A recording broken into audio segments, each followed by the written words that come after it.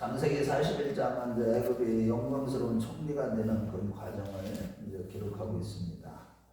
특별히 이제 애굽은 하나님의 비전을 꿈을 통해서 하나님의 말씀을 꿈을 가진 자로서 시편 105편 17절 18절 말씀을 보면 이 요셉은 하나님의 종으로서 특별히 하나님의 구속사의 주역으로서 이 말씀으로 단련을 받았다. 우리도 신앙생활 하다 보면 이게 우리가 하나님 앞에 연단을 받을 때 말씀으로 연단을 받아야지, 말씀이 아닌 다른 뭐 세상의 관점이나 이제 세상의 철학 이런 걸 근거로 한 어떤 연단을 받는 이런 거에 대해서는 안 되는 거예요. 항상 하나님의 사람들은 말씀으로 연단을 받아야 돼요. 그런데 이제 그런 말씀으로 연단을 받는 과정 속에 이제 드디어 이제 애굽에 이제 바로 왕의 이 꿈을 해석해 줌으로 인해서 그 해석하는 것뿐만 아니라 그 지혜로운 이 정책까지 제시하는 걸 보고 애굽의 온 땅에 이 총리를 이렇게 맡겨버립니다. 그러고 나서 요셉이 꿈을 해몽한 대로 7년 흉년과 7년 풍년과 7년 흉년을 맞이하게 되고 그 지혜로운 정책을 펴서 이 애굽 온 땅이 다 이제 결국은 바로 왕의 수중에 들어가게 되는 그런 내용을 이제 기록하고 있는데요. 자, 여기서 보면 바로가 이렇게 꿈을 꾼 것은 과연 어떤 꿈인가? 사람들이 꿈을 꿀 때는 이제 자연적으로 의식 세계의 무의식적인 어떤 충격적인 거, 기억되는 큰 일들 이런 것을 경험하면 자연적으로 꿈을 꾸게 돼요. 그런 꿈은 이게 사람들은 누구나 다 이게 의식이라는 게 있기 때문에 어떤 우리가 바라는 것이 이제 소망이 크다거나, 그래서 전도서 5장 2절에도 그런 말씀을 하고 있는데, 이런 것들을 꿈을 꾼 것들을 이런 것들을 아주 항상 이게 무시하면 안 되는 거예요. 이 꿈 꾼 것만 딱 봐도 그 사람의 영적인 상태와 삶의 내용을 다 알 수가 있는 거예요. 이 자연적인 이 꿈을 꾸는 게 있고요. 두 번째는 하나님이 꾸게 하시는 꿈이 있어요. 이제 하나님이 꾸게 하시는 꿈은 그 꿈을 통해서 하나님이 계시해 주시는 거예요. 그래서 이 꿈을 무시해서는 안 됩니다. 꿈이 아주 중요합니다. 우리 신앙생활 하면서 특별히 하나님께로부터 온 꿈이 있어요. 그 꿈은 그게 확실하다는 게 자기가 알아, 제일 먼저. 그렇게 하고 특별히 하나님의 사람들은 그 꿈의 의미를 바로 해석이 돼요. 성령의 사람들, 영의 사람들. 자, 그 다음에 세 번째로는 그러니까 하나님께로부터 온 꿈은 하나님의 백성만이 그 꿈을 해석할 수가 있는 것이죠. 영의 사람들만이. 그 다음에 이제 사단이 주는 꿈이 있어요. 예레미야 23장이나 27장 이런 데 보면 꿈꾸는 자들은 거짓 예언하는 자들을 갖다 꿈꾸는 자들이라. 이렇게 사단이 주는 꿈들이 있어요. 이런 꿈들은 결국은 하나님의 일을 방해하고 혼란스럽게 하고 백성들로 하여금 넘어지게 하는 그런 꿈들이에요. 이런 꿈들은 그 꿈꾸는 자들은 거짓말을 하게 돼 있어요. 사단이 주는 꿈을 가진 자들은 거짓 예언을 하게 된다고요. 그런데 이제 하나님께서 이제 바로에게 꿈을 주신 거예요. 두 가지를 바로를 통해서 또 어떻게 바로 왕대에 어떻게 무슨 일이 일어날 것인지 두 가지 꿈을 꿨는데, 일곱 암소, 파리한 일곱 암소, 살찐 일곱 암소. 파리한 일곱 암소가 그렇게 파리할 수가 없어요. 나일강에서 올라가서. 그래갖고 살찐 일곱 암소를 갖다가 잡아먹었는데도 여전히 파리한 암소 그 모양인 거예요. 그러니까 풍년이 아무리 7년 동안의 풍년이 대단한 풍년이 온다고 할지라도 흉년 때의 그 흉년이 너무 큰 흉년이기 때문에 그 7년 풍년 동안의 풍년이 들었을 때 일을 다 잊어버릴 정도가 된다는 그런 의미가 있는데, 어쨌든 그 꿈만 꾼 것이 아니라 두 가지 꿈을 꾸게 돼요. 그래서 요셉이 자기도 꿈을 두 가지를 꿨죠. 10개의 별이 자기 별에게 절하는 꿈. 그 다음에 해와 달과 열 별이 자기 별에게 절하는 똑같은 꿈이에요. 그래서 이제 이 꿈이 일곱은 충실한 일곱 이삭을 갖다가 이 파리한 일곱 이삭이 잡아먹는 그런 꿈을 꾼 거예요. 똑같은 꿈이에요. 그래서 이제 그 얘기를 듣더니 왕께서 이제 그것을 그렇게 그 꿈을 꿨는데 문제는 이 바로왕 그 애굽에 그때 당시에 지금으로 얘기하면 팍스 그때는 애굽이었고 지금은 미국이잖아요. 팍스 아메리카노. 그런데 이 미국에서 가장 지혜로운 그때 당시에 최고의 제국이었던 애굽이 거기에서 지혜로운 자 현인들도 다 부르고 바로왕이 그 다음에 이 술사들 박사들을 다 불러 모아서 다 물어봐도 아무도 의미를 해석할 수가 없는 거예요. 그때에 이제 술 맡은 관원장이 그거를 자기가 과거에 죄를 지었던 것을 기억합니다 하고 바로왕에게 고하는 거예요. 내가 그때 죄를 지어서 보디발의 집에 가서 감옥 생활을 할 때 그때 히브리 한 청년을 보았는데 그가 우리가 꿈꾼 그러니까 떡 맡은 관원장과 자기 술 맡은 관원장의 꿈을 갖다 해석한 대로 그대로 이렇게 나는 복직이 되고 술 맡은 관원장은 처형이 되었습니다. 그 말을 듣자마자 이 바로왕이 바로 요셉을 부르게 되고 그 요셉이 바로왕의 부름을 받고 수염을 깎고 그 앞에 딱 나타나게 되는 거예요. 참 이런 것들이 모든 것들이 이 세상에 보면은 우리가 늘 깨달아야 되는 것이 뭐냐면 이 세상에 모든 일어난 역사들 있잖아요. 일반적인 역사. 이 역사를 해석하려면 이 하나님의 구속사 일반적인 역사 가운데 중심으로 흐르고 있는 하나님의 구속의 역사를 알지 않으면 일반적인 역사를 갖다가 풀어낼 수가 없는 거예요. 세상에 왜 이런 역사들이 계속 일어날까? 지금 저 마지막 때의 역사도 다 뭐를 이루시기 위한 거예요. 하나님의 구속의 역사를 완성하기 위해서 일어나는 일들이죠. 그 구속의 역사의 관점에서 일반적인 역사를 딱 보면은 이게 무슨 의미구나를 알게 됩니다. 왜 이 대한민국의 샘족 자손인 욕단 자손인 이 대한민국에 왜 이러한 엄청난 비극적인 일들이 이 마지막 때에 일어나고 있는가? 이런 것들도 하나님의 구속의 관점에서 딱 보면 보이게 되는 거예요. 이러한 때에 그런 하나님이 그래서 우리가 성경을 많이 알고 성령의 구속사를 깨뜨려 보면 지혜가 생기는 거예요. 이 역사를 볼 수 있는 눈이 열리는 거예요. 그래서 우리가요 신앙생활 아무리 해도 성경적인 역사관이 눈이 열리지 않아요. 하나님의 관점이라고 해요. 하나님의 역사관이라는 거예요. 하나님의 역사관으로 구속사관으로 이 모든 세상을 다 볼 수가 있어요. 그럴 때 우리의 믿음이 올바른 믿음, 분별력 있는 믿음이 될 수 있는 것이죠. 마지막 때에 깨어있어라, 분별하라. 왜? 사단의 역사가 엄청나거든요. 거짓말의 역사가. 이게 님으로서부터 시작된 이 사단의 역사, 가인으로부터 역사 시작된, 아담으로부터 시작된 사단의 역사가 어떻게 이 세상에서 다 그냥 배후에서 이 거짓의 아비인 마귀가 어떻게 이 역사를 사단의 일꾼들을 세워서 이 세상의 모든 일들을 주관하고 있는지를 그런데 그 사단의 배후에는 지금 하나님이 다 그 뜻 안에서 사단도 다 쓰임을 받는 거죠. 어떻게 보면. 그런데 어찌됐든 간에 그것을 볼 수가 있는 눈이 열려야 돼요. 그러니까 하나님이 그걸 보여준 거예요. 우리가 시간과 공간 안에서 살잖아요. 시공간의 모든 관점은 다 성경에서 다 보면 다 보이게 돼요. 세상을 보도 성경을 통해서 보면 다 보이는 거예요. 사람을 봐도 성경을 통해서 보면 다 보이는 거예요.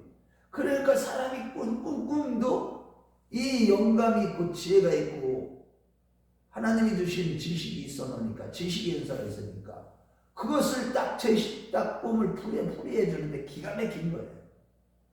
7년 흉년과 풍년과 7년 흉년이 있을 것이다. 그런데 이 요셉이요, 보세요. 우리가요, 하나님이 우리에게 말씀을 계시해 주실 정도가 되면 그 말씀은 우리를 갖다가 지혜롭게 해요. 지혜의 근본은 여호와를 경외하는 데 있다고 그러잖아요. 하나님을 두려워할 줄 알고 하나님을 섬길 줄 아는 사람. 그런 사람들이 바로 누구예요? 하나님의 계시를 받은 사람들이에요. 그러니까 우리가 성령을 받은 사람들은요, 다 지혜로워지는 거예요. 대학이 아니라 박사를 몇 개를 가지고 있는 사람보다도 기도하다가 하나님께로부터 오는 성령 충만함 받은 사람이 더 지혜로운 이 세상을 살아갈 수가 있는 겁니다. 지혜롭게. 그러니까 지혜로운 정책까지 제시하는 거야. 아, 그러니까 그 이게 요셉이 얼마나 지혜가 많은지. 그러니까 7년, 10년 동안에 그거를 갖다가 각 성마다 창고에 곳간에 들여놓으라 이거예요. 5분의 1씩 20%씩을. 그런데 얼마나 풍년이었는지 7년 동안 쌓아놓으니까 각 성마다 차고 넘치는 거예요. 이 곡물이. 그 7년 풍년이 얼마나 큰 풍년이었는지. 그러고 나서 7년 풍년이 오게 됩니다. 참 이거 보면 하나님의 역사는요, 하나님의 뜻을 이루어갈 때는 이 시공과 공간 안에서 하나님이 간섭하고 계시는 것을 친히 보여주고 있는 거예요. 이 세상에서 일어나는 모든 일들은 다 성경대로 다 흘러가고 있는 겁니다. 이것을 볼 수 있는 눈이 열린 거예요. 그러고 나서 딱 그 정책까지 제시하니까, 야, 바로 왕이요, 그 지혜로운 정책까지 제시하는 걸 보고요, 야, 이처럼 지혜롭고 훌륭한 사람을 내가 만나보지 못했다 하면서요. 자, 우리 한번 38절부터 39절 한번 읽어보겠어요. 자, 시작. 바로가 그의 신하들에게 이르되 이와 같이 하나님의 영에 감동된 사람을 우리가 어찌 찾을 수 있으리요. 요셉에게 이르되 하나님이 모든 것을 내게 보이셨으니 너와 같이 명철하고 지혜 있는 자가 없도다. 그러면서 너는 내 집을 다스리라 하고 너보다 너 모든 애굽의 모든 백성이 너에게 복종할 것이니까 너보다 높은 것은 내 왕자뿐이니라. 아니, 그러니까 이 자기가 왕자뿐이라, 내 요 자리만 내가 높은 거지. 그 외에는 네가 나보다 더 높은 사람이다. 네가 나 통치하고 모든 주권적인 통치권을 다 이 요셉에게 준 거예요. 이 나라를 살릴 수 있는 사람은 너밖에 없구나. 그러니까 너가 다 해야 돼. 그러니까 너무나도 지혜로운 모습을 보니까 다 맡긴 거예요. 이건 뭘 보여주는 겁니까? 요셉이 지금 이때가 46절에 한번 읽어봐요. 자, 시작. 요셉이 애굽 왕 바로 앞에 설 때에 30세라 그가 바로 앞을 떠나 애굽 온 땅을 순찰하니 17살 때부터 30살까지 되기까지 13년 동안 그 어린 나이에 그가 당한 고난이요, 엄청났어요. 물론 구덩이에 갇혔을 때 형들에게 미움을 사서 구덩이에 갇혔을 때에 그 원인도 하나님의 꿈을 가졌기 때문에 그런 원인도 있고, 인격적으로는 아직 어리잖아요. 그러니까 형들이 잘못을 갖다가 덮어줄 줄은 모르고 아버지한테 고지고 때로 고발하고, 그러니까 회개는 했지만 이 연단 과정이 필요한 거예요. 그러니까 이런 모습들을 첫째로 볼 때 누구를 보여주는 모습이에요? 정말로 백성들에게 배척을 당하신 예수 그리스도, 이 땅에 오셨지만은 하나님의 아들 성육신 하셔서 하나님께서 친히 이 땅에 오셨지만은 빛이 이 세상에 왔으나 어둠에 속한 백성들이 그 빛을 거절한 것처럼, 그래서 결국은 골고다로 되어 밀어버린 것처럼, 내쫓아 버린 것처럼 거기서 십자가에서 온 인류를 대고 율법을 완전히, 율법의 저주를 이루시고 율법을 다 깨뜨려 버리시고, 그래서 우리는 율법에서 해방돼서 율법의 저주 아래서 우리를 해방시켜 주시는 그 예수 그리스도, 그분이 그 십자가에서 다 이루셨다 하고 율법을 다 이루신 것이죠. 하나님의 뜻을 다 이루신 것이죠. 죄 문제를 다 해결해 놓으신 것이죠. 그것을 인해서 죽으시고 3일 만에 부활하심으로 하나님 보좌에 우편에 앉아서 지금도 온 우주 만물의 권세를, 하늘과 땅의 모든 권세를 내게 주셨으니, 마태복음 28장 18절에 그 말씀처럼 하늘과 땅의 모든 권세를 가지신 예수 그리스도, 그분을 예표하는 모습이에요. 이 요셉의 모습이. 저와 여러분도 이제 장차 우리도 왕같은, 우리는 지금 이 땅에서도 왕같은 제사장일 뿐만 아니라 장차 우리에게 하나님께서 왕같은 왕노릇을 하게 되리라. 천년왕국에서 왕노릇하는 거 말고 영원한 세계에서 왕노릇하게 될 그런 존재들이에요. 이런 엄청난 이런 우리의 이 직분, 앞으로 나타날 영광, 이것을 생각하면 이 땅에서 아유 잠시 잠깐의 눈 깜짝할 새예요. 그 금방 우리도 나이, 저도 요즘에 내 나이를 생각해보면, 아니 내는 지금도 20대 30대 40대예요 저는.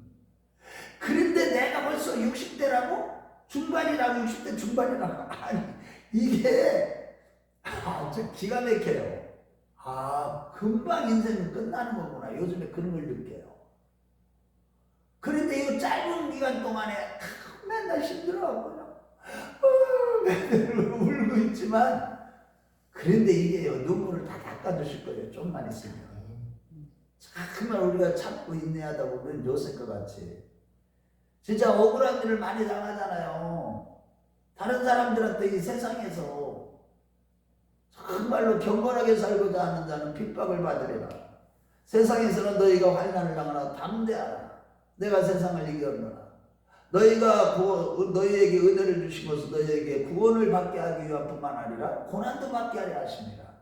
이런 말씀들을 붙잡고 우리가 인내할 때 정말로요.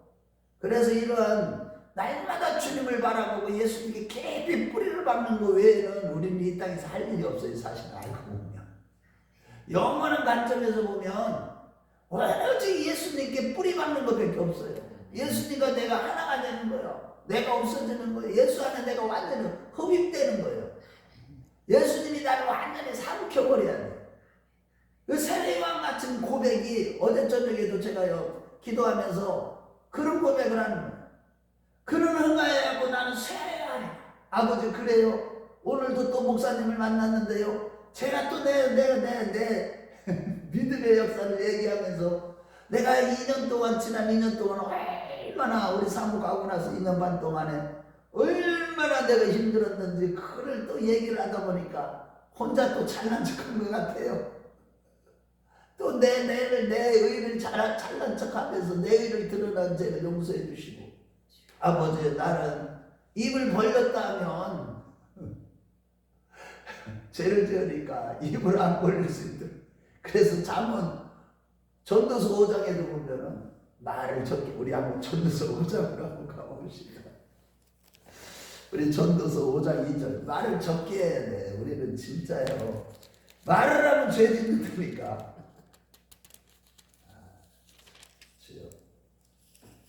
전도서 5장 2절.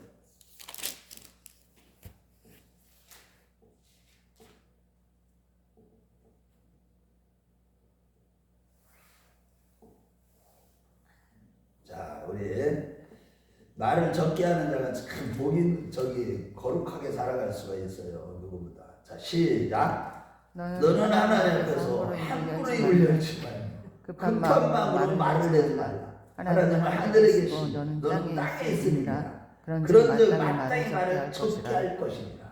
아멘. 제가요 그래서 어느 때를 보면 이렇게 동역자들, 이 파주지방의 목사님들 훌륭하죠. 다 진짜 이 마지막 때에 목회를 한다는 게 보통 어려운 게 아니에요. 안 어려운 목사가 없어요. 큰 교회대로 작은 교회대로 십자가가 없는 목사들이 없어 거의. 그런데 보면 목사들끼리 만나면 성도들 앞에서 말 못하고 힘들어했던 거를 목사들끼리 만나면 수다를 그렇게 많이 떨어. 남자들이 수다를 여자보다 더 많이 떠는 것 같아. 내가 보니까 나 역시도 그게 한 부류지만은 좀 부끄럽더라고요. 이런 말씀들. 말을 적게 하라. 너는 땅에 있는 자고 하늘에 하나님이 계시잖아. 대수슨 말을 적게 해야 돼요. 그럴 때 우리가요, 이 입술로 범죄하지 않게 하시고. 그래, 새벽마다 맨날 입술로 지었는데 용서해달라고 맨날 해놓고도 또 입술이 또 요게 문제, 요게. 그래서 어쨌든 그 얘기가 나왔는데 오늘 하여튼 이 바로왕이 그래서요 또 실질적으로 요셉이요 이 인장반지까지 하고요 금사슬을 매고요 그 다음에 뭐예요 세마포를 입고 완전히 왕복이에요. 궁중에서 입는 옷이 에스더서에 보면 똑같아. 다니엘하고 똑같아. 다니엘이 총리가 된 것처럼 이 요셉도 똑같아요. 영적인 사람들을 하나님은 이렇게 역사하시는 거예요. 그래서 이제 앞으로 이것이 이렇게 애굽의 총리가 되기까지 이것은 하나님의 구원의 역사, 구속의 역사로 결국 이스라엘 백성들의 애굽에서 이렇게 400년 동안 또 연단받게 하시는 하나님의 구속의 경륜 가운데 이 이스라엘 백성들이 번성하는 축복을 받게 될 것이. 그래서 이 자기 자신이 그 아내도 얻게 되고 그 아내 온의 제사장의 딸 그를 통해서 이름을 그런데 자기 자신을 사문의 바네아라고 이렇게 이름을 얻게 되죠. 애굽왕이 그 이름을 지어주죠. 사문의 바네아라는 것은 그 생명을 어떻게 되는 풍성한 생명의 풍성함 그러고 온 세상의 구주 뭐 이런 의미가 있는 거예요. 사문의 바네아라는 단어가. 그러면서 그 두 아들을 낳게 됐는데 므낫세하고 에브라임. 므낫세는 뭐 잊어버렸다. 뭘 잊어버려? 그동안 고난당했던 것을 다 잊어버리고 우리들 천국 가면 다 잊어버리게 하셔요. 그 기억도 안 나게 하죠. 얼마나. 그러니까 그 에브라임은 뭐예요? 번성을 나로 하여금 풍성하게 해주셨다. 하나님이 다 하셨다는 이렇게 이름을 짓게 됩니다. 자, 결론입니다. 우리가 이렇게 이 땅에서 고난당하는 거는요 반드시 하나님께서 보상해 주십니다. 힘들고 어렵고 정말로 때로는 나만 왜 이럴까 하는 마냥 답답하고 앞이 보이지도 않고 깜깜한 이런 터널을 지날 때는요 정말 속된 말로 제 자신이 자주 그런 표현하죠. 죽을 것 같다고. 그런데 거기에 따른 보상은 반드시 있습니다. 영광이요 좋게 피부가 되지 않습니다. 끝까지 있냐고 좋은 길을 걸어가는 저와 여러분들. 그래서 반드시 우리 주 예수 그리스도 말씀에 이김을 주신 하나님께 감사하면서 날마다 고난 주심에도 감사할 수 있는 그런 신앙을 가지시길 주의 이름으로 축원합니다.